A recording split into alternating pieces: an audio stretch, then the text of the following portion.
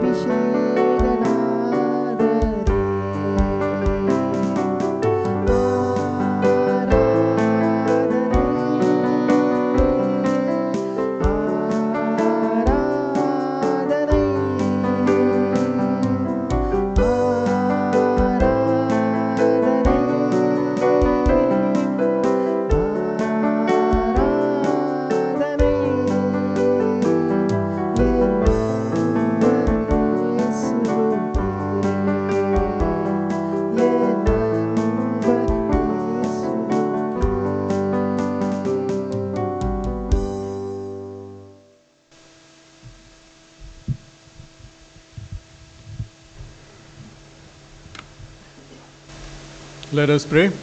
நாம் ஜெபிப்போம்.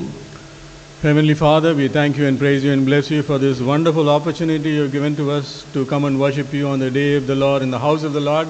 பரமபிதாவே, கர்த்தருடைய நாளில் கர்த்தருடைய வீட்டில் வந்து உம்மை ஆராதிக்க நீர் எங்களுக்கு கொடுத்திருக்கிற இந்த அருமையான தருணத்திற்காக நன்றி சொல்லி துதித்து உம்மை ஸ்தோத்திரிக்கிறோம். Lord, we once again remember what brother prayed in the opening prayer. ஆண்டவரே, மறுபடியுமாக சகோதரன் ஆரம்ப ஜெபத்திலே ஜெபித்ததை நினைவு கூறுகிறோம். Lord, it's a privilege that we are able to worship you in peace. ஆண்டவரே, சமாதானத்தோடு உம்மை ஆராதிப்பது ஒரு ஸ்லாக்கியம். Help us to be always sensitive to this and not take this for granted. எப்பொழுதுமே இதை நாங்கள் இலவசமாக இருப்பதாக எடுத்துக்கொள்ளாதபடிக்கு இதை குறித்து உணர்வுள்ளவர்களாக இருக்க உதவி செய்யும். Lord, we thank you for the peaceful elections we went through. ஆண்டவரே, நாங்கள் கடந்து வந்த சமாதானமான தேர்தலுக்காக நன்றி. Lord, the Bible says that we should pray for rulers and all those in authority that we may live quietly and peacefully in godliness and in honesty. ஆண்டவரே, எங்களுடைய ஆளுகிறவர்கள் தலைவர்களுக்கு நாங்கள் ஜெபிக்க வேண்டும். அவர்கள் சமாதானத்தோடு தேசத்தை நன்றாக ஆளவும் நேர்மையாக ஆளும்படியாகவும். Lord, we pray that you will give us such a government, that we are able to preach and practice and promote and publish the gospel across the length and breadth of the country without any fear, without any fetters. ஆண்டவரே, இந்த தேசத்திலே நாளும் இந்த தேசத்தின் நீளம் அகலம் எங்குமாக எந்த விதமான பயம் இல்லாதபடி, எந்த விதமான சிறகு ஒடிக்கப்படாதபடிக்கு சுவிசேஷத்தை அறிவிக்கக்கூடிய சுயாதீனம் எங்களுக்கு வேண்டும். Lord, even now as we meditate on the word, let the words of my mouth and the meditations of all our hearts be acceptable in your sight. ஆண்டவரே, இப்பொழுதும் உம்முடைய வார்த்தையை தியானிக்கும் பொழுது என்னுடைய வாயின் வார்த்தைகளும் இருதயத்தின் தியானமும் உம்முடைய பார்வையில் ஏற்றுக்கொள்ளப்படட்டும். In the mighty name of our Lord and Savior Jesus Christ I pray. Amen. எங்கள் ஆண்டவரும் இரட்சகருமாகிய இயேசு கிறிஸ்துவின் வல்ல நாமத்தில் ஜெபிக்கிறேன். ஆமென்.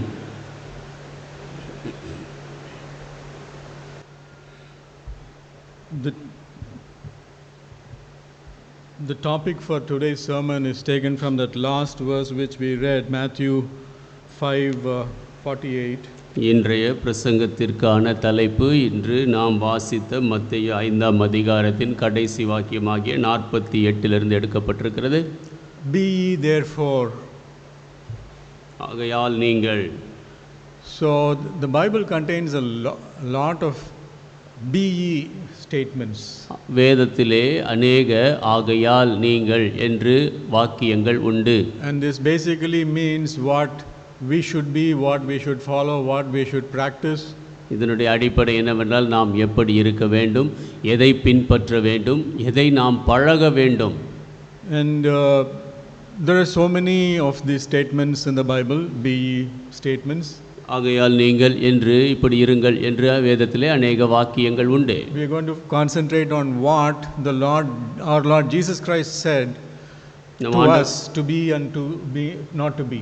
நாம் ஆண்டவராகிய இயேசு கிறிஸ்து நாம் எப்படி இருக்க வேண்டும், எப்படி இருக்கக்கூடாது என்று சொன்னதிலே கவனம் செலுத்தப் போகிறோம். To be or not to be was a famous play by opening line of Shakespeare's poem. ஷேக்ஸ்பியருடைய அந்த செய்யுளிலே வரக்கூடிய மிக பிரபலமான வாக்கியம் இப்படி இருக்க வேண்டும், இப்படி இருக்கக்கூடாது என்பது. And then people are always striving to be something and they always trying to be not to be something.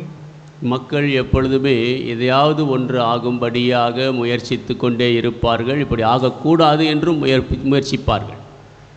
And very recent research says this. சமீபத்தில் செய்யப்பட்ட ஆராய்ச்சி இதை சொல்லுகிறது. Everybody wants to be something or do something with artificial intelligence. ஒவ்வொருவரும் இந்த artificial இன்டெலிஜென்ஸை கொண்டு எதையாவது செய்ய விரும்புகிறார்கள். Either they want to create something or be part of it. எதையாவது உருவாக்க விரும்புகிறார்கள், இல்லை அதில் ஒரு பாகமாக இருக்க விரும்புகிறார்கள். And then it also says what people do not want to be. மக்கள் எப்படி இருக்க விரும்பவில்லை என்பதையும் அது சொல்லுகிறது. And people are saying, the research says that people are becoming increasingly untrustworthy of the data which is being given to them in the internet. ஆராய்ச்சி இப்படியாக சொல்லுகிறது, மக்கள் தொடர்ந்து அபாத்திரர்கள் ஆகி கொண்டு வருகிறார்கள். இல்லை என்றால் இன்டர்நெட்டிலே அவர்களுக்கு கொடுக்கப்பட்ட செய்தியிலிருந்து இது வருகிறது. But then what is happening is these are all very, very temporary things. What man wants to be today, what man wants to be tomorrow, he doesn't want to be. These are all very temporary things. ஆனால் மனிதன் இன்றைக்கு எப்படி இருக்க விரும்புகிறான், இன்றைக்கு எப்படி இருக்க விரும்பவில்லை, இவைகளெல்லாம் தற்காலிகமான காரியங்களே. 12 months down the line, if you do a research, the research will throw up something totally different from what it was 12 months ago. இன்றிலிருந்து 12 மாதங்கள் கழித்து நீங்கள் ஆராய்ச்சி செய்தால் இன்றைக்கு எப்படி இருந்தோ அதை காட்டிலும் வித்தியாசமான விளைவுகளை பதிலை கொடுக்கும். People will want to be something else than what they thought they would be 12 months before. மக்கள் எப்படி இருப்பார்கள் என்று நாம் யோசித்தோமோ அதை காட்டிலும் வித்தியாசமாக 12 மாதங்கள் கழித்து பார்த்தால் இருப்பார்கள். Because man is a fickle being. ஏனென்றால் மனிதன் ஒரு நிலை இல்லாத ஒருவனாக இருக்கிறான். But God is not. ஆனால் தேவன் அப்படி அல்ல. Jesus Christ is the same yesterday, today and forever. இயேசு கிறிஸ்து நேற்றும் இன்றும் என்றும் மாறாதவர். Forever the word of God is settled in heaven, it says the Bible. வேதம் சொல்லுகிறது என்றென்றும் தேவனுடைய வார்த்தை பரலோகத்தில் நிலைத்திருக்கிறது. Heaven and earth may pass away, but my words will never pass away. வானம் பூமியும் கடந்து போம், என் வார்த்தைகளோ கடந்து போகாது. There are so many new legislations which are being passed by the parties. அந்த அரசியல் கட்சிகளினாலே புதிய விதமான சட்டங்கள் எல்லாம் புதிதாக இயற்றப்படுகிறது. What was considered enough and sufficient yesterday is not considered enough and sufficient today. நேற்று போதுமானதாக கருதப்பட்டது இன்றைக்கு போதாது என்று யோசிக்கப்படுகிறது. But the word of God is more than sufficient for us Christians. ஆனால் கிறிஸ்தவர்களாகிய நமக்கு தேவனுடைய வார்த்தை என்றென்றும் போதுமானது. We have, as Christians, we have two constitutions.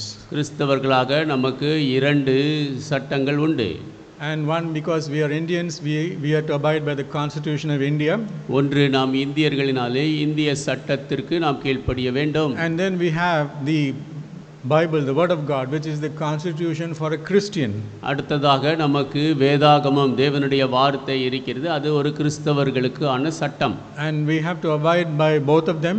இரண்டின்படியாக நாம் நடக்க வேண்டும். Except when the constitution offends or violates or teaches to do something which is contrary to the word of God in the Bible. இந்த சட்டம் தேசத்தின் சட்டமானது தேவனுடைய வார்த்தைக்கு முரணாக இல்லாத மட்டும் நாம் அதை பின்பற்ற வேண்டும். Render unto Caesar that which is Caesar's, render unto God that which is God's. That is Jesus' principle to us. இயேசு நமக்கு கொடுத்திருக்கிற கொள்கைகள் ராயனுக்குரியதை ராயனுக்கும் தேவனுக்குரியதை தேவனுக்கும் கொடுங்கள். And this word of God was written 2000 years ago. தேவனுடைய வார்த்தை 2000 ஆண்டுகளுக்கு முன்பு எழுதப்பட்டது. And since then it has not been amended at all. அன்றிலிருந்து அது மாற்றங்கள் செய்யப்படவில்லை. Whereas the constitution has been amended so many times. ஆனால் தேச சட்டமோ பல முறை மாற்றங்கள் செய்யப்பட்டது. Constitution is written by the hand of a man. சட்டம் என்பது மனிதனுடைய கரங்களினால் எழுதப்படுவது. But the word of God was written by the fingers of God. ஆனால் தேவனுடைய வார்த்தையோ தேவனுடைய விரலினால் எழுதப்பட்டது. When Moses went to meet Lord God, ஆண்டவராகிய தேவனை சந்திக்கும்படி மோசே போனபோது he gave him the 10 commandments inscribed on a stone plate by his own fingers. அவருக்கு 10 கற்பனைகளை கொடுத்தார். அது ஒரு கல்வெட்டிலே இவருடைய கரங்களினாலே எழுதப்பட்டு இருந்தது. No man can add or delete to the word of God. தேவனுடைய வார்த்தையோடு எந்த மனிதனும் கூட்டவோ குறைக்கவோ கூடாது. Word of God was valid 2000 years ago. It is valid today and it will be valid another 2000 years also. தேவனுடைய வார்த்தை 2000 ஆண்டுகளுக்கு முன்பாக பொருத்தமாக இருந்தது. இன்றைக்கும் பொருத்தமாக இருக்கிறது. 2000 ஆண்டுக்கு பிற்பாடும் அது பொருந்தும். So if you consider this, we are very, very lucky and we are very blessed that we have the word of God in print and also in the soft form today. நீங்கள் பார்த்தால் இன்றைக்கு தேவனுடைய வார்த்தையானது அச்சு பிரதிகளாகவும் நமக்கு இந்த soft காப்பீஸ்களாகவும் இருக்கிறது. இதையெல்லாம் நாம் பார்க்கும் பொழுது நாம் அதிர்ஷ்டசாலிகள், ஆசீர்வதிக்கப்பட்டவர்கள் என்று நாம் அறிய வேண்டும். But it is not enough that it remains only in the soft form or in the print form. அது வெறுமனே அச்சிடப்பட்ட காகிதங்களாகவோ இல்லை சாஃப்ட் காப்பிகளாகவோ இருந்தால் பிரயோஜனம் இல்லை. Joe uncle used to say that this word of God should run in the veins in our bodies. Joe uncle இப்படியாக சொல்வார்கள், தேவனுடைய வார்த்தைகள் நம்முடைய சரீரத்தின் நாளங்கள் இரத்த நாளங்களிலே ஓட வேண்டும். See, do we have enough of the word of God in our hearts? நம்முடைய இருதயத்திலே தேவனுடைய வார்த்தையை போதுமான அளவு நாம் வைத்திருக்கிறோமா? That as and when something strikes us or as and when the circumstances challenges, the word of God wells up within from our heart. அப்பொழுது நமக்கு எப்பொழுதெல்லாம் சவால்கள் வருகிறதோ, நாம் சந்திக்கும்படியாக காரியங்கள் வருகிறதோ, அப்பொழுது தேவனுடைய வார்த்தை நம்முடைய இருதயத்திலிருந்து வரும். The King James version contains 31,102 verses. King James அந்த வெர்ஷன்லே ஆங்கிலத்திலே 31,102 வார்த்தைகள் உண்டு. And I'm sure the Tamil Bible also contains the same. Tamil வேதாகமத்திலும் அதே எண்ணிக்கையிலே வசனங்கள் இருக்கும் என்று நம்புகிறேன். Of this, how many of these verses do we have in our memory? இதிலே எத்தனை வசனங்கள் நம்முடைய நினைவில் இருக்கிறது? Do we have 10%? 10% உண்டா? 10% means 3,000 verses. 10% என்று சொன்னால் 3000 வசனங்கள். Do we have that? அதை நாம் கொண்டிருக்கிறோமா? Or even 5% or even 1%? இல்லை 5% இல்லை 1% கொண்டிருக்கிறோமா? Because in Amos 8:11 and 12, he talks about, behold, I will read it. Behold, the days come, saith the Lord God, that I will send a famine in the land, not a famine of bread, nor a thirst for water, but of hearing the words of the Lord. They shall wander from sea to sea, and from the north even to the east. They shall run to and fro to seek the word of the Lord, and they shall not find it. Amos 8ஆம் அதிகாரம் 11-12 வசனங்கள். இதோ நான் தேசத்தின் மேல் பஞ்சத்தை அனுப்பும் நாட்கள் வரும். ஆகார குறைவினால் உண்டாகிய பஞ்சமல்ல, ஜலக்குறைவினால் உண்டாகிய தாகமும் அல்ல. கர்த்தருடைய வசனம் கேட்க கிடையாத பஞ்சத்தை அனுப்புவேன் என்று கர்த்தராகிய ஆண்டவர் சொல்லுகிறார். அப்பொழுது அவர்கள் கர்த்தருடைய வசனத்தை தேட ஒரு சமுத்திரம் தொடங்கி மறு சமுத்திரம் மட்டும், வடதிசை தொடங்கி கீழ் திசை மட்டும் அலைந்து தெரிந்தும் அதை கண்டு அடையாமற் போவார்கள். See, there are many countries in the world where the Bible is prohibited, the internet is blocked for things about the Bible. உலகத்திலே அநேக தேசங்கள் உண்டு, வேதாகமம் தடை செய்யப்பட்டிருக்கிறது. இன்டர்நெட்டில் கூட வேதாகமத்தை நாம் பார்ப்பது தடை செய்யப்பட்டிருக்கிறது. North Korea, China, Iran, they are all famous for banning the Bible. வேதாகமத்தை தடை செய்வதற்கு நார்த் கொரியா, சீனா, ஈரான் இவைகளெல்லாம் பிரபலமான தேசங்கள். And the believers there, they keep the word of God only in their memory. அங்கே இருக்கக்கூடிய விசுவாசிகள் தேவனுடைய வார்த்தை தங்களுடைய மனதில் நினைவில் மாத்திரம் வைத்திருக்கிறார்கள். And why should we go to North Korea or Iran or China? ஏன் நார்த் கொரியா, ஈரான், சீனாவிற்கு போக வேண்டும்? I went for a consulting assignment in Bhopal, in a place near Bhopal. போபாலுக்கு இடத்திலே ஒரு ஆலோசகராக நான் போயிருந்தேன். And as soon as I entered it's a place called Budni, which is about 70 kilometers away from Bhopal. அது புத்னி என்று போபாலிலிருந்து 70 kilometre தூரத்தில் இருக்கிறது. And I went there, and then I suddenly wanted to read a verse. I opened my mobile to see the internet. நான் அங்கே போய் நான் திடீரென்று வார்த்தையை வாசிக்க விரும்பினேன். ஆகவே என்னுடைய மொபைலை எடுத்து இன்டர்நெட்டை திறந்தேன். But the Bible was banned. ஆனால் வேதாகமம் தடை செய்யப்பட்டிருந்தது. It said it is prohibited. இப்படியாக சொல்லப்பட்டது, இது தடை செய்யப்பட்டிருக்கிறது என்று. So I thought I'll be very smart, and I started looking for a Tamil Bible online. நான் ரொம்ப ஒரு புத்தி சாதுரியமானவனாக நினைத்து ஆன்லைனிலே தமிழ் வேதாகமம் இருக்குமா என்று பார்த்தேன். Even that was banned. ஆனால் அதுவும் தடை செய்யப்பட்டிருந்தது. The company's network had banned all this. அந்த கம்பெனியிலே இருக்கக்கூடிய அந்த நெட்வொர்க் இவைகள் எல்லாவற்றையும் தடை செய்திருந்தது. So what do? We need to have this word of God as much as possible inside our hearts. நாம் என்ன செய்ய வேண்டும்? இந்த தேவனுடைய வார்த்தையை நம்மால் முடிந்த மட்டும் இருதயத்திலே வைத்துக் கொள்ள வேண்டும். And that is where I would always look up to these Pentecostal churches. அந்த இடத்தில் தான் நான் இந்த பெந்தேகோஸ்தே சபையினரை பார்க்கிறேன். Their Sunday school children are asked to memorize 100 verses, 200 verses, 1000 verses and recite them publicly. அவர்களுடைய ஞாயிறு பள்ளி மாணவர்கள் 100, 200, 1000 வசனங்களை எல்லாம் மனப்பாடம் செய்து வெளியிலே மக்களுக்கு சொல்ல வேண்டும் என்று சொல்லுகிறார்கள்.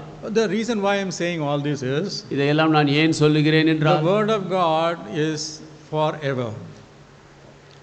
Word of God is forever. தேவனுடைய வார்த்தை என்றென்றும் உரியது.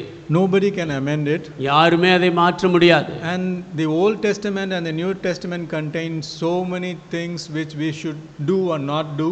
பழைய ஏற்பாடு புதிய ஏற்பாட்டிலே நாம் செய்ய வேண்டிய செய்யக்கூடாத அநேக காரியங்கள் இருக்கிறது. And all those things are valid today. அவைகள் எல்லாம் இன்றைக்கும் பொருந்தும். And in this sermon we are going to talk about what Jesus said. இந்த பிரசங்கத்திலே இயேசு என்ன சொன்னார் என்பதை குறித்து நாம் பேச போகிறோம். In the 4 Gospels and in the book of Acts. 4 சுவிசேஷங்களிலும் அப்போஸ்தலர் நடபடிகளிலும் What we should not be. நாம் எப்படி இருக்கக்கூடாது? First and foremost, he said, be not a hypocrite. முதலாவது மாய்மாலக்காரனாக இருக்காதே. Matthew 6:16. மத்தேயு 6:16. Moreover, when you fast, be not as the hypocrites of a sad countenance, for they disfigure their faces, that they may appear unto men to fast. Verily I say unto you, they have their own reward. நீங்கள் உபவாசிக்கும் போது மாயக்காரரை போல முகவாடலாய் இராதேயுங்கள். அவர்கள் உபவாசிக்கிறதை மனுஷர் காணும் பொருட்டாக தங்கள் முகங்களை வாட பண்ணுகிறார்கள். அவர்கள் தங்கள் பலனை அடைந்து தீர்ந்தது என்று மெய்யாகவே உங்களுக்கு சொல்லுகிறேன். Jesus is talking about doing a spiritual performance. இயேசு ஆவிக்குரிய கிரியை நடப்பிப்பதை குறித்து பேசுகிறார். Don't put on a sad countenance showing everybody the look, I am fasting for God. உங்கள் முகத்தை வாடலாக வைத்துக்கொண்டு எல்லாரும் பார்க்கும்படியாகவும் நான் தேவனுக்காக உபவாசம் செய்கிறேன் என்று சொல்லாதீர்கள். And Matthew 16:6. மத்தேயு 16:6. Jesus said unto them, take heed and beware of the leaven of the Pharisees and of the Sadducees. இயேசு அவர்களை நோக்கி பரிசேயர் சதுசேயர் என்பவர்களின் புளித்த மாவை குறித்து எச்சரிக்கையாயிருங்கள் என்றார். And what is this leaven? இந்த புளித்த மாவு என்றால் என்ன? It has a literal meaning. அதற்கு ஒரு எழுத்து வடிவ அர்த்தம் உண்டு. And a spiritual meaning. ஆவிக்குரிய அர்த்தமும் உண்டு. And the leaven signifies sin. இந்த புளித்த மாவு பாவத்தை குறிக்கிறது. It may be a very, very small sin. அது ஒரு வேளை சின்ன பாவமாக இருக்கலாம். But then it corrupts the whole body. ஆனால் முழு சரீரத்தையும் கெடுத்து போடும். So leaven of the Pharisees and the Sadducees. ஆகவே பரிசேயர் சதுசேயர் என்பவர்களின் புளித்த மாவு. And they were in Luke 18:11 and 12. லூக்கா 18:11-12 வசனங்கள். There was this Pharisee who stood and prayed. அங்கே ஒரு பரிசேயன் நின்று ஜெபித்தான். Oh, I am doing this, I am doing that, I am not like this man, I am not like that man. நான் இதை செய்கிறேன் அதை செய்கிறேன் இவனைப் போல் இல்லை அவனைப் போல் இல்லை. Whereas the publican said he could not even lift up his eyes, but he said, forgive me, I am a sinner. ஆனால் ஆயக்காரனோ தன் கண்களை வானத்துக்கும் ஏறெடுக்க அவன் பயந்தான், அவன் பாவி என்னை மன்னியும் என்று கேட்டான். So this leaven, இந்த புளித்த மாவு, that sin, அந்த பாவம், that is what we should be careful about, because hypocrisy is basically leading into that.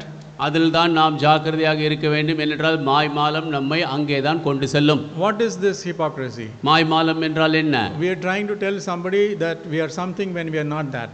நாம் சிலரிடத்திலே நாம் எப்படி இல்லையோ அப்படி இருப்பதாக சொல்வது. Jesus called them whited sepulchres. இயேசு அவர்களை பார்த்து வெள்ளை அடிக்கப்பட்ட கல்லறை என்கிறார். They make the outside very clean, but inside they are very full of dirt. வெளியே சுத்தமாக வைத்துக் கொள்வார்கள், உள்ளே ஆனால் அழுக்கு நிரம்பி இருக்கிறது. Leaven is covering up sin and appearing to be holy. புளிப்பு என்று சொல்லும் பொழுது பாவத்தை மறைத்து பரிசுத்தமாக காட்டுவது. We may cover up sin before men, but God knows. மனிதர்களுக்கு முன்பாக பாவத்தை மூடலாம், ஆனால் தேவன் அறிவார். See, hypocrisy has become so normal nowadays that people flaunt it. மக்கள் இன்றைக்கு மாய்மாலமானது மிகவும் சாதாரணமாகிவிட்டது. ஆகவே மக்கள் அதை தாராளமாக செய்கிறார்கள். See, one Indian politician said, ஒரு இந்திய அரசியல்வாதி சொன்னார், I am not a human being, I am a non-biological creation, I am a cosmic creation. நான் ஒரு மனிதன் அல்ல, நான் இந்த மாம்ச வடிவிலே உருவாக்கப்பட்டவன் அல்ல, நான் இந்த அந்த காஸ்மிக் வான மண்டலங்களில் உருவாக்கப்பட்டவன் என்றான். And then when he got trolled, he changed it. When he had a feedback on that, he changed that. அதை குறித்து அவனுக்கு மக்களிடத்திலே அவர்களுடைய அபிப்பிராயம் என்ன என்று வந்த பொழுது அதையும் மாற்றிக்கொண்டான். So shamelessly, how can somebody say I am not a human being, I am a non-biological person? வெட்கமில்லாமல் எப்படி ஒருவன் சொல்ல முடியும், நான் மனிதன் அல்ல, நான் மாம்சத்தில் வந்தவன் அல்ல என்று? Then very recently we had one politician from the United States. சமீபத்திலே ஒரு அரசியல்வாதி அமெரிக்காவிலிருந்து சொன்னவர், he posted a artificial image of created image of himself as Jesus Christ. தன்னையே இயேசு கிறிஸ்துவை போல ஒரு செயற்கையாக ஒரு உருவத்தை செய்து கொண்டு அதை அவர் வெளியிட்டார். There was a halo behind his head. அவருடைய தலைக்கு பின்னாலே அப்படியே ஒரு பிரகாசமான வெளிச்சம் இருந்தது. And he was touching and healing a patient. அவர் ஒரு வியாதியஸ்தனை தொட்டு சுகமாக்கினார். And surprisingly, that photo also had somebody. There were fighter jets, and the Statue of Liberty also was there. ஆச்சரியப்படும் வகையிலே அந்த போட்டோவிலே சண்டையிடும் விமானங்கள் இருந்தது, அந்த சுதந்திர சிலையும் அங்கே இருந்தது. There were some paratroopers also in that photo. அந்த போட்டோவிலே இந்த பாராசூட்லேருந்து குதிக்கக்கூடியவர்களும் இருந்தார்கள். Does Jesus Christ need paratroopers and fighter jets to save himself or save anybody else? இயேசு கிறிஸ்து தன்னையே காப்பாற்றிக் கொள்வதற்கு, வேறு யாரையாவது காப்பாற்றுவதற்கு அவருக்கு இந்த போர் விமானங்கள், இந்த விமானத்திலிருந்து குதிக்கக்கூடிய மக்கள் எல்லாம் தேவையா? But then he was not ashamed or he was not shy of posting such a thing. ஆனால் அப்படிப்பட்ட காரியங்களை வெளியிடுவதை குறித்து அவர் வெட்கப்படவில்லை. So that is why hypocrisy is becoming normal. ஆகவேதான் மாய்மாலம் ஒரு சாதாரணமான ஒன்றாகிறது. It's becoming a style.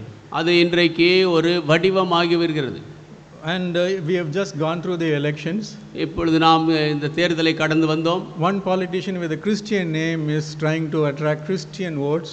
ஒரு அரசியல்வாதி கிறிஸ்தவ பெயரை கொண்டவராக கிறிஸ்தவர்களுடைய வாக்குகளை தன் பக்கம் ஈர்க்க முயற்சிக்கிறார். He walks inside a church on his bended knees. அவர் ஆலயத்திற்குள்ளாக முழங்கால் படியிட்டு உள்ளே நடந்து சென்றார். Then he goes out, பிற்பாடு வெளியே போனார். wipes his head and puts vermilion and sandalwood on his forehead. அவருடைய நெற்றியிலே சந்தனம் விபூதியெல்லாம் போடப்பட்டிருந்தது. And goes inside and worships in the temple. போய் ஒரு ஆலயத்திலே அதற்கு பிற்பாடு ஆராதித்தார். And then he comes out and wipes out all that. அதன் பிற்பாடு வெளியே வந்து எல்லாவற்றையும் துடைத்து கொண்டார். And he goes to a mosque and worships there. பிற்பாடு ஒரு மசூதிக்கு சென்று அங்கும் ஆராதித்தார். What is this? இது என்ன? People are not ashamed to flaunt their hypocrisy. மக்கள் தங்களுடைய மாய்மாலத்தை வெளிக்காட்டுவதற்கு வெட்கப்படுவதில்லை. That's why Jesus said, be not a hypocrite. ஆகவேதான் இயேசு சொன்னார், மாய்மாலக்காரனாக இராதே. Because it will come out. God knows that you are a hypocrite. ஏனென்றால் அது வெளிவந்துவிடும், நீ மாய்மாலக்காரன் என்று தேவன் அறிவார். You can fool some people sometime, but you cannot fool God at all at any time. சில நேரங்களில் சில மக்களை நீங்கள் முட்டாள்களாக்கலாம், ஆனால் தேவனை நீங்கள் ஒருபோதும் முட்டாளாக்க முடியாது. Secondly, Jesus said, do not want to be called masters. இரண்டாவது, நீங்கள் எஜமான் என்று அழைக்கப்பட விரும்பாதீர்கள். Matthew 23:10. மத்தேயு 23:10. Neither be ye called masters, for one is your master, even Christ. நீங்கள் குருக்கள் என்று அழைக்கப்படாதிருங்கள், கிறிஸ்து ஒருவரே உங்களுக்கு குருவாய் இருக்கிறார். When somebody says, I am your master, நான் உன்னுடைய குரு என்று யாராவது சொன்னால், he is indirectly assuming the position of God. அவன் வேறு விதத்திலே தேவனுடைய ஸ்தானத்தை தனக்கென்று எடுத்துக்கொள்ளுகிறான். The Pharisees and Sadducees were famous for this. இதற்கு பரிசேயர்களும் சதுசேயர்களும் பிரபலமானவர்கள். And they loved the uppermost rooms at feasts. அவர்கள் விருந்திலே மிகவும் உயர்ந்த ஸ்தானத்தை விரும்பினார்கள். And the chief seats in the synagogues. தேவாலயத்திலே பிரதானமான இருக்கைகளையும் விரும்பினார்கள். And greetings in the market to be called of men, Rabbi, Rabbi. சந்தை வெளியிலே தங்களை ரபி ரபி என்று அழைக்கப்படும்படியாக வாழ்த்துக்களையும் விரும்பினார்கள். By that they create a distance between one man to another man. அதன் மூலமாக ஒரு மனிதனுக்கும் இன்னொரு மனிதனுக்கும் இடையே இடைவெளியை உருவாக்கினார்கள். Exactly the opposite of what Jesus Christ taught. ஆனால் இயேசு கிறிஸ்து என்ன போதித்தாரோ அதற்கு நேர் மாறானதாக இது இருக்கிறது. Matthew 20:25-27. மத்தேயு 20ஆம் அதிகாரம் 25 27 வசனங்கள். But Jesus called them unto him and said, you know that the prince of the Gentiles exercise dominion over them, but it shall be not so among you. Whosoever will be great among you, let him be your minister, and whosoever will be the chief among you, let him be your servant. அப்பொழுது இயேசு அவர்களை கிட்ட வரச் செய்து, புற ஜாதியாருடைய அதிகாரிகள் அவர்களை இருமாப்பாய் ஆளுகிறார்கள் என்றும் பெரியவர்கள் அவர்கள் மேல் கடினமாய் அதிகாரம் செலுத்துகிறார்கள் என்றும் நீங்கள் அறிந்திருக்கிறீர்கள். உங்களுக்குள்ளே அப்படி இருக்கலாகாது. உங்களில் எவனாகிலும் பெரியவனாய் இருக்க விரும்பினால் அவன் உங்களுக்கு பணிவிடைக்காரனாய் இருக்க கடவன். That is why Jesus Christ went and washed the feet of the disciples. ஆகவேதான் இயேசு கிறிஸ்து சென்று சீஷர்களுடைய கால்களை கழுவினார். Knowing fully well that Judas will betray him and Peter will deny him and Thomas will also refuse to believe after his risen, he still went and washed their feet. யூதாஸ் தன்னை காட்டிக் கொடுப்பான், பேதுரு தன்னை மறுதலிப்பான், தோமா இவர் உயிர்த்தெழுந்த பிற்பாடும் அவர் உயிர்த்தெழுந்தார் என்று நம்ப மறுப்பான் என்பதை அறிந்திருந்த போதிலும் சென்று அவர்கள் கால்களை கழுவினார். We have only one master and that master is Jesus Christ. நமக்கு ஒரே எஜமான் தான் உண்டு, அவர் இயேசு கிறிஸ்து. Nowadays, even the high courts and the courts are saying, please do not call the judges my lord. இந்த நாட்களிலே உயர் நீதிமன்றங்களிலும் சட்ட மன்றங்களிலும் என்ன சொல்லுகிறார்கள், அந்த நீதிபதிகளை பார்த்து என் ஆண்டவனே என்று சொல்லாதீர்கள். That was a British tradition which we inherited. அது ஆங்கிலேய பாரம்பரியம், அதை நாம் சுதந்தரித்து கொண்டோம். Before you address the judge, you call him my lord, my lord.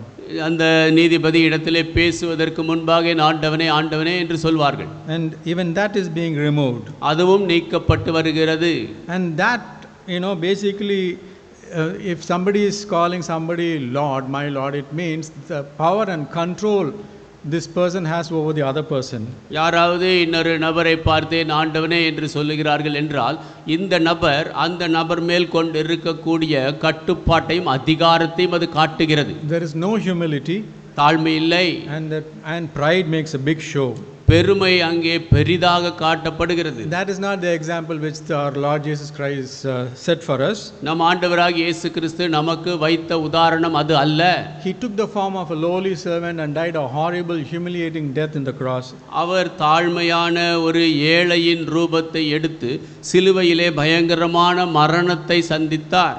Be not third thing which Jesus told us was, be not troubled. மூன்றாவது காரியம் இயேசு நமக்கு சொன்னது, நீங்கள் கலங்காதிருப்பீர்களாக. Mark 13:7. Mark 3. Hear of wars and wars, be not such thing need, but do not be it. யுத்தங்களையும் யுத்த நீதிகளையும் கலங்காதேயுங்கள், சம்பவிக்க முடிய வராது. We are hearing about only யுத்தங்களை குறித்து மாத்திரமே கேட்கிறோம். wars after wars. யுத்தத்தின் மேல் யுத்தம். Israel Gaza war happened. Israel Gaza யுத்தம் நடந்தது. Russia Ukraine war is still going on. Russia Ukraine யுத்தம் இன்னும் நடந்து கொண்டிருக்கிறது. USA and Israel are attacking Iran. அமெரிக்காவும் இஸ்ரேலும் ஈரானை தாக்கி கொண்டிருக்கிறது. Israel has started a war with Lebanon. Israel லெபனானோடு யுத்தத்தை ஆரம்பித்திருக்கிறது. And when we hear this, Jesus Christ tells us that do not be troubled. இதை கேட்கும் பொழுது நீங்கள் கலங்காதீர்கள் என்று இயேசு கிறிஸ்து சொல்லுகிறார். And we are not called to react to this with panic or fear or anxiety. இதற்கு பிரதிக்கிரியாக பயத்தையோ நாம் ஏக்கத்தையோ கவலையோ காட்டக்கூடாது. And because the end is still to come. ஏனென்றால் முடிவு இன்னும் வர இருக்கிறது. People tend to think that if there is a war, that's the end of it, we are all gone. மக்கள் யோசிக்கிறார்கள், ஒரு யுத்தம் வந்தால் அதுதான் முடிந்து போயிற்று, நாம் எல்லாரும் போய்விடுவோம். John 16:33 says, யோவான் 16:33 சொல்லுகிறது, These things I have spoken unto you, that in me you might have peace. In the world you shall have tribulation, but be of good cheer, I have overcome the world. என்னிடத்தில் உங்களுக்கு சமாதானம் உண்டாயிருக்கும் பொருட்டு இவைகளை உங்களுக்கு சொன்னேன். உலகத்தில் உங்களுக்கு உபத்திரவம் உண்டு, ஆனாலும் திடன் கொள்ளுங்கள், நான் உலகத்தை ஜெயித்தேன் என்றார். Be not doubtful. That was the fourth be not which Jesus said. நீங்கள் இப்படியாக இருக்கக்கூடாது என்று இயேசு சொல்லுகிற நான்காவது காரியம், சந்தேகப்படாதிருங்கள். Luke 20:12-29. Luca 12:29. Luca 12:29. And seek not ye what you shall eat or what you shall drink, neither be of doubtful mind. ஆகையால் எண்ணத்தை உண்போம் எண்ணத்தை குடிப்போம் என்று நீங்கள் கேளாமலும் சந்தேகப்படாமலும் இருங்கள். For your Father in heaven knows what things you have need of even before you ask him. நீங்கள் கேட்பதற்கு முன்பாக உங்களுக்கு தேவை என்ன என்பதை பரலோகத்தில் இருக்கும் உங்கள் பிதா அறிவார். Because one writer says, when we worry about our basic survival, we are trying to do God's job. ஒரு எழுத்தாளர் சொல்லுகிறார், நாம் அடிப்படையாக நாம் உயிர் வாழ்வதற்கு வேண்டிய காரியங்களை குறித்து யோசிக்கிறோம் என்றால் தேவனுடைய வேலையை நாம் செய்கிறோம். And fifthly and last, ஐந்தாவதாக கடைசியாக Acts 18:9 and 10. அப்போஸ்தலர் 18:9-10. Jesus spoke to Paul. இயேசு பவுலிடத்தில் பேசினார். Be not afraid. பயப்படாதே. I'll just read that verse. When Paul was going to Corinth, the city of Corinth. Paul Corinth பட்டணத்திற்கு போன பொழுது, Acts 18:9 and 10. அப்போஸ்தலர் 18:9-10. Then spake the Lord to Paul in the night by a vision, Be not afraid, but speak, and hold not thy peace, for I am with thee, and no man shall set on thee to hurt thee, for I have much people in this city. ராத்திரியிலே கர்த்தர் பவுலுக்கு தரிசனமாகி, நீ பயப்படாமல் பேசு, மௌனமாயிராதே, நான் உன்னுடனே கூட இருக்கிறேன், உனக்கு தீங்கு செய்யும்படி ஒருவனும் உன்மேல் கை போடுவதில்லை, இந்த பட்டணத்தில் எனக்கு அநேக ஜனங்கள் உண்டு என்றார். This is one of the promises for the fellowship. இது சகவாசத்துக்கு தேவன் கொடுத்த வாக்குத்தத்தங்களில் ஒன்று. And Jesus says, be not afraid to speak the gospel. இயேசு சொல்லுகிறார், சுவிசேஷத்தை பேசுவதற்கு பயப்படாதே. We should speak boldly. நாம் தைரியமாக பேச வேண்டும். Because God is with us and no man can no man can harm us. ஏனென்றால் தேவன் நம்மோடு இருக்கிறார், எந்த மனிதனும் நமக்கு கேடு செய்ய முடியாது. So summing up, we saw 5 be nots. நாம் 5 விதமான இப்படி இருக்கக்கூடாது என்பதை பார்த்தோம். As said by our Lord Jesus Christ. ஆண்டவராகிய இயேசு கிறிஸ்து சொன்ன வண்ணமாக, be not a hypocrite. மாய்மாலக்காரனாக இராதே. be not called masters. நீ உன்னை குரு என்று அழைக்காதே. be not troubled about what's happening around the world. உலகத்திலே சுற்றி நடப்பதை குறித்து கலங்காதே. be not doubtful. சந்தேகப்படாதே. and be not afraid to speak. பேசுவதற்கு பயப்படாதே. And Jesus tells us 5 things that we are to be. நாம் இருக்க வேண்டிய விதமாக 5 காரியங்களை இயேசு சொல்லுகிறார். Matthew 5:48. மத்தேயு 5:48.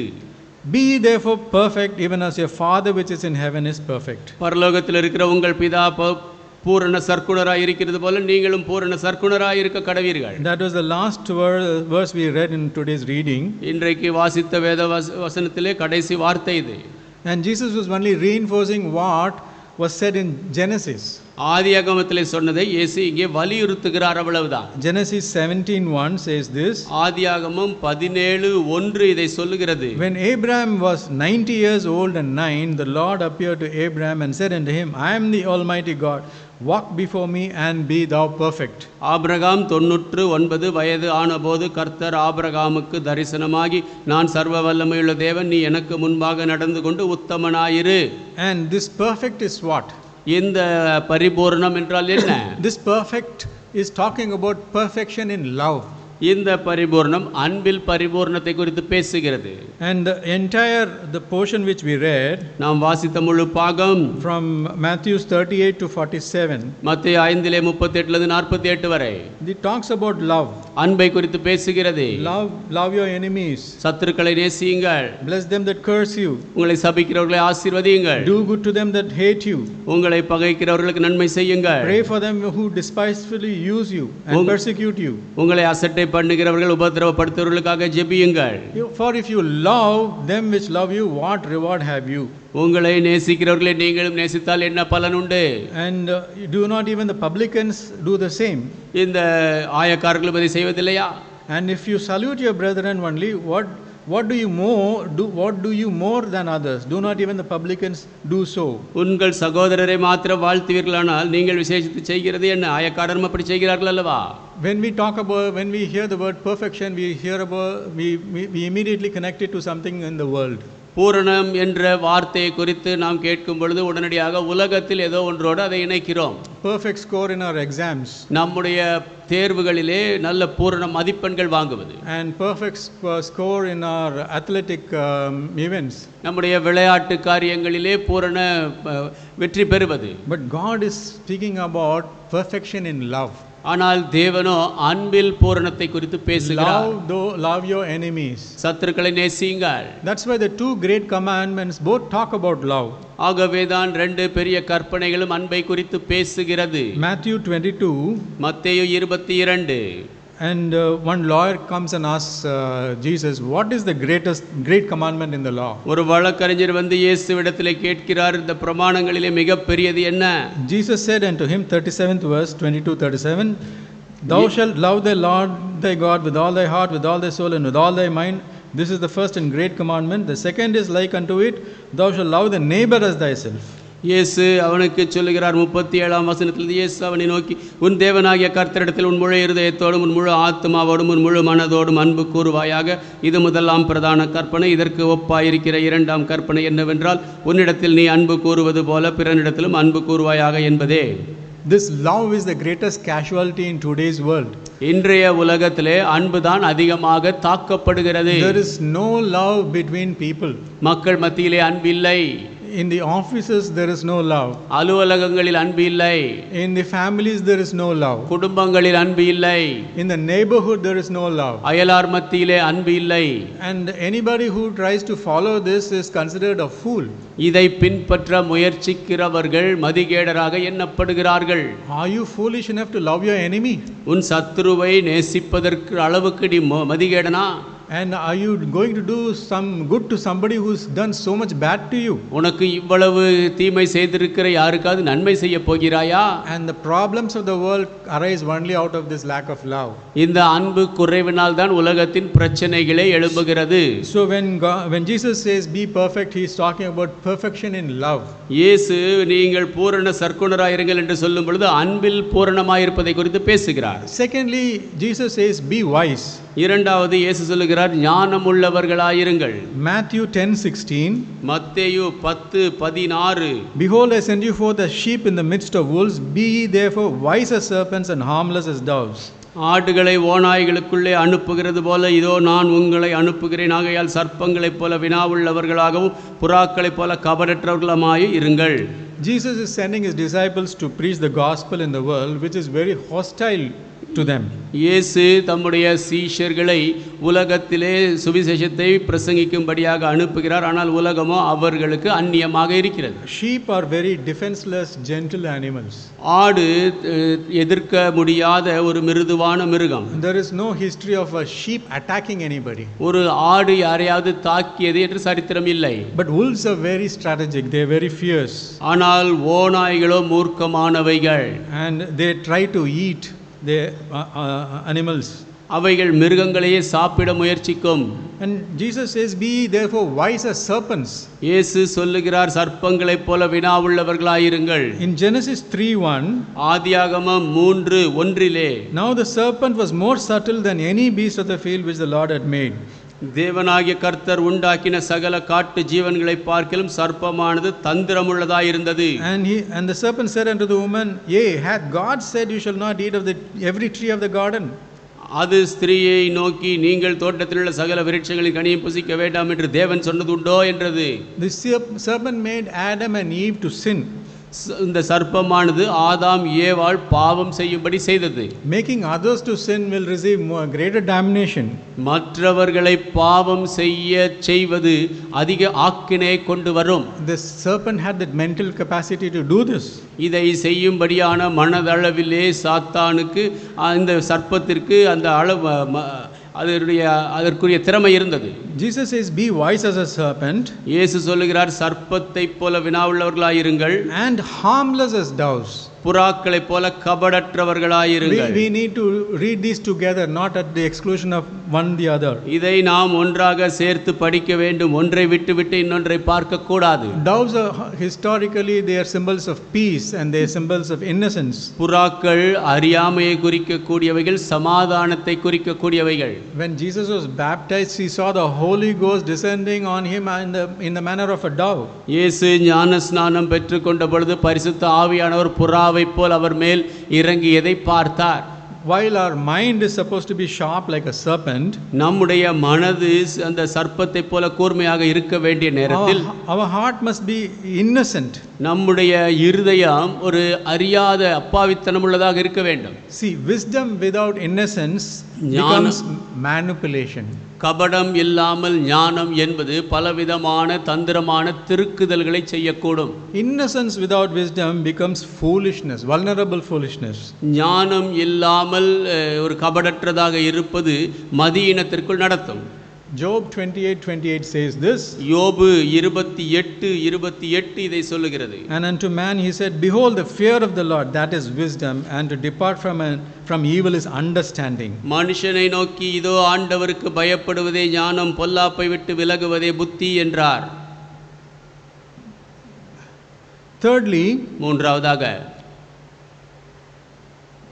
Jesus says you be ready. இயேசு சொல்லுகிறார் நீங்கள் ஆயத்தமாக இருங்கள். Matthew 24th chapter, மத்தேயு 24ஆம் அதிகாரம் 44th verse, 44ஆம் வசனம். Therefore be ye also ready, for in such an hour as you think not the Son of Man cometh. நீங்கள் நினையாத நாளிகையிலே மனுஷகுமாரன் வருவார், ஆதலால் நீங்களும் ஆயத்தமாயிருங்கள். And the central thing is that we need to be ready always. மத்திய காரியம் இதிலே என்னவென்றால் நாம் எப்பொழுதுமே ஆயத்தமாக இருக்க வேண்டும். And Luke 12:39. Luca 12:39. And this know that if the good man of the house had known what the hour the thief would come, he would have watched and not have suffered his house to be broken through. திருடன் என்ன நேரத்தில் வருவான் என்று வீட்டெஜமானுக்கு தெரிந்திருந்தால் அவன் விழித்திருந்து தன் வீட்டை கண்ணமிட ஒட்டான் என்று அறிந்திருக்கிறீர்கள். So the verse 40 says this. 40ஆம் வசனம் இப்படி சொல்கிறது. Be therefore ready also, for the Son of Man cometh at an hour when you think he is not coming. அந்தப்படியே நீங்கள் நினையாத நேரத்தில் மனுஷகுமாரன் வருவார், ஆகையால் நீங்களும் ஆயத்தமாயிருங்கள். So Jesus Christ is using the analogy of a thief who doesn't come announced. சொல்லாமல் வருகிற திருடனை இயேசு கிறிஸ்து இங்கே ஒப்பிட்டு சொல்லுகிறார். And it is a good thing also that it is not known to us that when the end will be. முடிவு எப்பொழுது என்று நாம் அறியாதிருப்பது நல்லதுதான். Supposing God had told us this is the date and month and time I am going to come, what will we do? ஒருவேளை தேவன் நம்மிடத்திலே இந்த நாளிலே இந்த நேரத்தில் நான் வருவேன் என்று சொன்னால் நாம் என்ன செய்வோம்? If you take it personally to an individual life, தனிப்பட்டவருடைய ஜீவியத்தில் அதை எடுத்துக்கொண்டால், if God said this is your birth date and this is the date when I am going to come and take you, இது உன்னுடைய பிறந்த நாள், இதுதான் நான் வந்து உன்னை எடுத்து செல்லும் நாள் என்றால், how much sorrow and misery and grief and tribulation will be there. எவ்வளவு துக்கம் இருக்கும், எவ்வளவு கஷ்டம் இருக்கும், எவ்வளவு உபத்திரவம் அங்கே இருக்கும். That is why God has hidden it from us. ஆகவே தான் தேவன் அதை நம்மிடத்திலிருந்து மறைத்திருக்கிறார். And that's also a provision for us to be ready always. அது நாம் எப்பொழுதும் ஆயத்தமாக இருப்பதற்கான ஏற்பாடாகவும் இருக்கிறது. Man has a tendency to postpone things. மனிதன் காரியங்களை தள்ளி போடும் ஒரு மனப்பான்மை உள்ளவன். Especially when things are spiritual, he says no, not today, not this week, next year or after retirement I will get salvation. குறிப்பாக இந்த ஆவிக்குரிய காரியங்கள் வரும்போது, இல்லை இந்த ஆண்டு அல்ல, நான் இப்பொழுது அல்ல, பிற்பாடு நான் ரிட்டையர் ஆன பிற்பாடு ரட்சிக்கப்படுவேன் என்றெல்லாம் சொல்வான். Now is the day of salvation. இதுவே ரட்சணிய நாள். Today is the day of salvation. இன்றே ரட்சணிய நாள். So we cannot postpone that. அதை நாம் தள்ளி போட முடியாது. And be ready means what? Be ready to go and live in the mansions which God has prepared. ஆயத்தமாக இருங்கள் என்றால் என்ன அர்த்தம்? தேவன் நமக்கு ஆயத்தம் பண்ணி இருக்கிற வாசஸ்தலத்திலே சென்று வாசம் பண்ண ஆயத்தமாக இருப்பது. Who can go and live there? யார் அங்கே சென்று வசிப்பார்கள்? Only those who are saved. ரட்சிக்கப்பட்டவர்கள் மாத்திரமே. And how do we get saved? எப்படி ரட்சிக்கப்படுவது? By repentance and confession of sins. மனம் திரும்பி பாவத்தை அறிக்கையிடுவதன் மூலமாக. By being born again. மறுபடியும் பிறப்பதின் மூலம். Except a man be born again, he cannot see the kingdom of God. ஒரு மனிதன் மறுபடியும் பிறந்தால் ஒழிய தேவனுடைய ராஜ்யத்தில் பிரவேசிக்க மாட்டான்.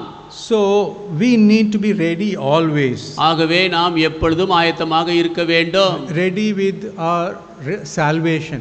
ரட்சிப்பை ஆயத்தமாக கொண்டிருக்க வேண்டும். And that's why the fellowship always talks about the assurance of salvation through the word.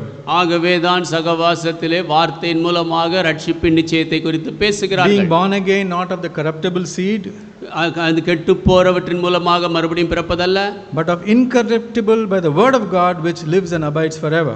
அழியாத தேவனுடைய வார்த்தை என்றென்றும் ஜீவித்து நம்மில் வாசம் செய்யும் அந்த வார்த்தையின் மூலமாக ரட்சிக்கப்படுதல். Do we have that word with us? அந்த வார்த்தை நம்மோடு இருக்கிறதா? And how do we do that? By repentance and confession. அதை எப்படி செய்வது? மனம் திரும்புதல், பாவத்தை அறிக்கையிடுதல். And repentance again is not a one time activity. மனம் திரும்புதல் ஒரு நேரம் செய்யும் காரியம் அல்ல. I repented in the year 1984 and I am saved. நான் 1984 ரட்சிக்கப்பட்டு மனம் திரும்பினேன், ரட்சிக்கப்பட்டேன். After that what happened? அதன் பிற்பாடு என்ன நடந்தது? I forgot about repentance. மனம் திரும்புதலை மறந்து போனேன். Will I be able to go to the mansions which God has prepared? தேவன் ஆயத்தம் பண்ணி இருக்கிற வாசஸ்தலத்திற்கு என்னால் போக முடியுமா? See, repentance is a daily activity. மனம் திரும்புதல் என்பது அனுதினம் செய்ய வேண்டியது. A normal human being, it's not possible for him to live 24 hours without a sin thought or attitude or feeling or emotion. சாதாரணமான மனிதன் 24 மணி நேரமும் பாவ யோசனை இல்லாமல், உணர்ச்சிகளிலே பாவம் இல்லாமல் ஜீவிக்க முடியாது. And that is why we need to do a daily overall. Where have I sinned today? Where did I sin today? ஆகவேதான் அனுதினமும் நம்மை நாம் பார்க்க வேண்டும். இன்றைக்கு நான் எங்கே பாவம் செய்தேன், எப்படி ஜீவித்தேன். And that is being ready. அதுதான் ஆயத்தமாக இருப்பது. Fourthly, Jesus said, you be poor. Be poor. நான்காவதாக இயேசு சொல்கிறார், நீங்கள் ஏழ்மையாயிருங்கள். எளிமையாயிருங்கள். Luke 6:20 says this. லூக்கா 6:20 சொல்லுகிறது. And he lifted up his eyes on his disciples and said, "Blessed be ye poor, for yours is the kingdom of God." அப்பொழுது அவர் தம்முடைய சீஷர்களை நோக்கி பார்த்து, தரித்திரராகிய நீங்கள் தேவன் உங்களுடையது.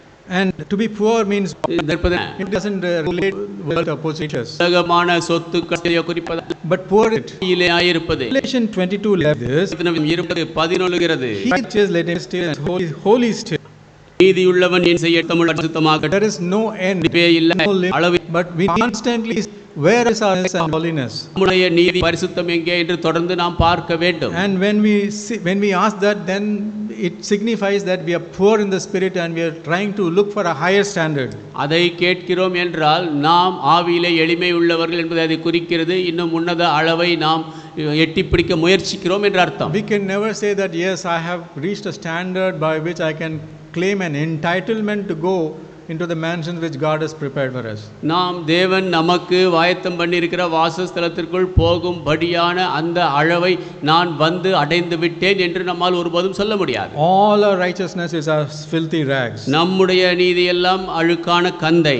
This perennial longing, this perennial feeling that look, I am not holy enough, I am not righteous enough, that is a signal of being poor in the spirit. நான் போதுமான அளவு பரிசுத்தமாக இல்லை, போதுமான அளவு நீதியாக இல்லை என்று இந்த தொடர்ச்சியான எண்ணம் நாம் ஆவிக்குரிய ரீதியிலே வளர்கிறோம் என்பதற்குரிய அடையாளமாக இருக்கிறது. Finally Jesus says, be merciful. கடைசியில் இயேசு சொன்னார், இரக்கமுள்ளவர்களாயிருங்கள்.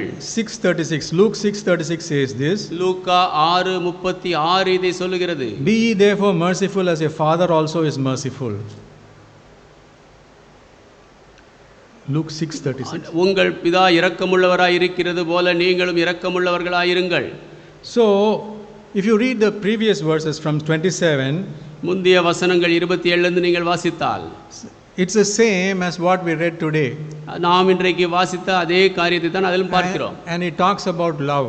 அன்பை குறித்து பேசுகிறது. Love for other human beings. மற்ற மனிதர்கள் மேல் அன்பு. Irrespective of what they are and what they do to us. அவர்கள் யாராக இருந்தாலும் அவர்கள் நமக்கு என்ன செய்திருந்தாலும் அன்பு காட்டுவது. And God says, தேவன் சொல்லுகிறார், the rain is falling on not only the just people but also on the unjust people.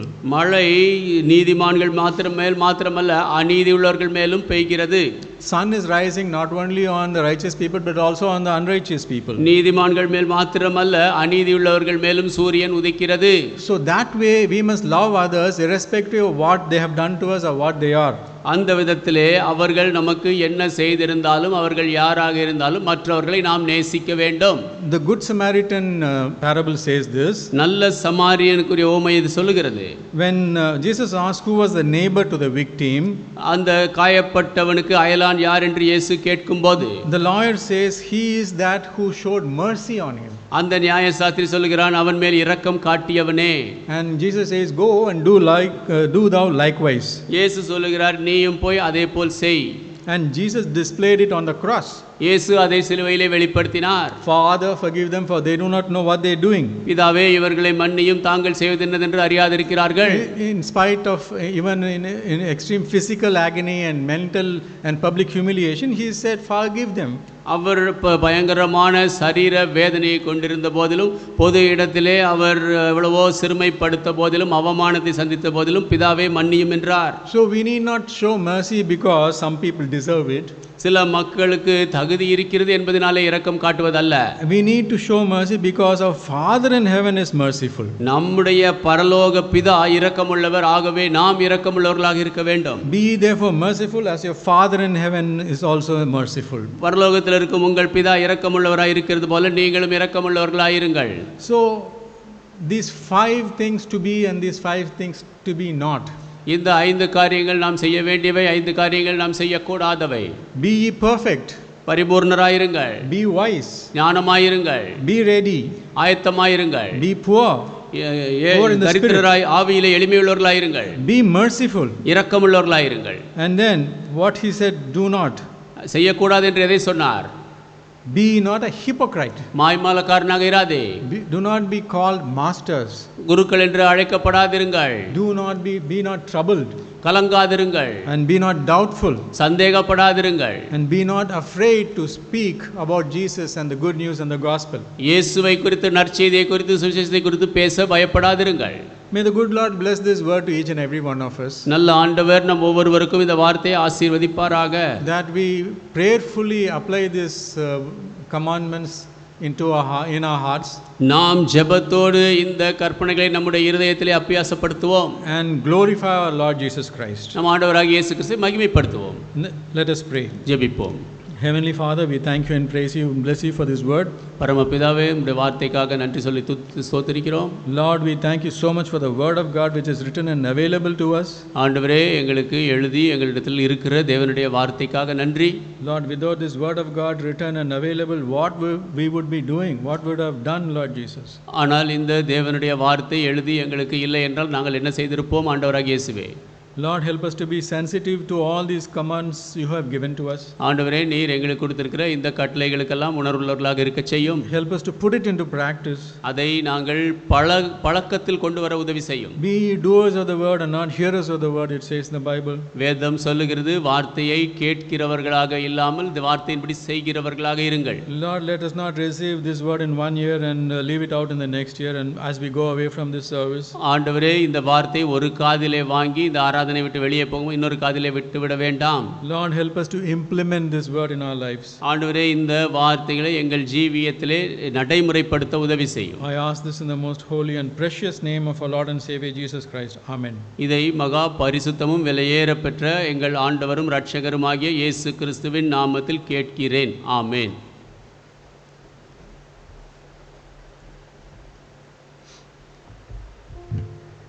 நாம் கடைசியாக அனைவரும் எழுந்து நின்று 50வது பக்கத்தில் உள்ள 130வது பாடலை பாடும்.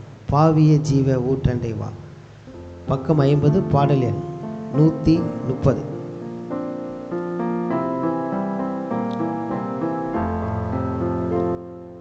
பாவிய ஜீவ ஊற்றண்டை வா, மேவிய ஜீவனடைவா,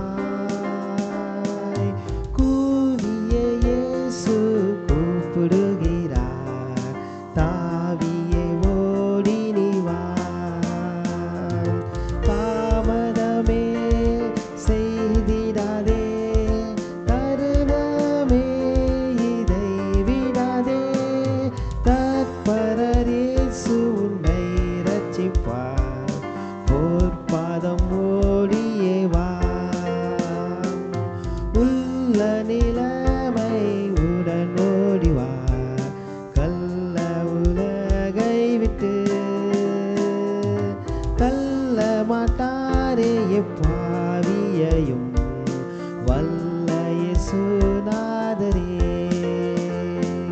தாமதமே செய்திடாதே, தருணமே இதை விடாதே, தற்பரர் இயேசு உன்னை இரட்சிப்பார், பொற்பாதம் மூடியே வா, வந்து நீ சொஸ்தம் அடைந்து கொள், ஐந்து காயத்தலும் நொந்தவன் சொந்த